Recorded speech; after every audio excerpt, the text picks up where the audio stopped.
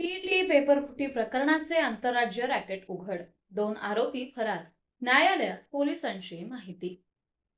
महाराष्ट्रातील बहुचर्चित शिक्षण पात्रता परीक्षा अर्थात टीईटी पेपरफुटी प्रकरणात आंतरराज्य रॅकेट कार्यरत असल्याची माहिती न्यायालयात समोर आली आहे.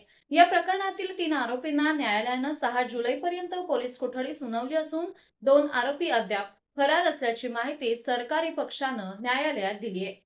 तपासादरम्यान आरोपींचे धागेदोरे महाराष्ट्राबाहेरील राज्यांपर्यंत पोहोचत असल्याचा संशय व्यक्त करण्यात आलाय. त्यामुळे ही केवळ राज्यापुरती मर्यादित पेपरफुटी नसून त्यामागे मोठं आंतरराज्य रॅकेट कार्यरत असण्याची शक्यता तपास यंत्रणा पडताळून पाहत आहे.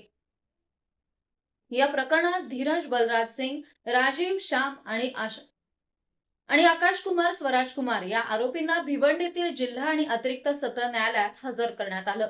तपासासाठी अधिक वेळ आवश्यक असल्याचं सांगत सरकारी पक्षानं पोलीस कोठडीची मागणी केली. ती न्यायालयानं मान्य केली आहे.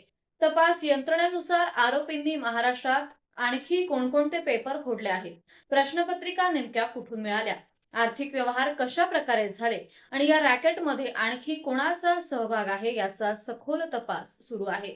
फरार आरोपींचा शोध घेण्यासाठीही विशेष पथकं कार्यरत आहेत. टीईटी पेपरफुटी प्रकरणामुळे राज्यातील लाखो स्पर्धा परीक्षा देणाऱ्या विद्यार्थ्यांमध्ये चिंता व्यक्त होतीये.